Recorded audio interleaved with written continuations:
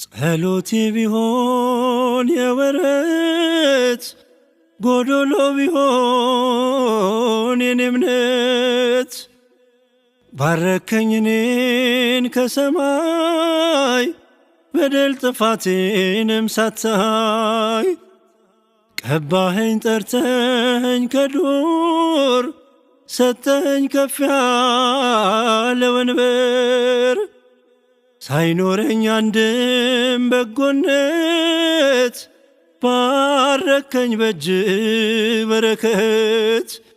እኔ አንተ ቤት እኔ አንተ ፊት የምቆም ሰው አይደለሁም፣ ግን ፍቅር ነህ ለዘላለም የሚመስልህ ማንም የለም። ግን ፍቅር ነህ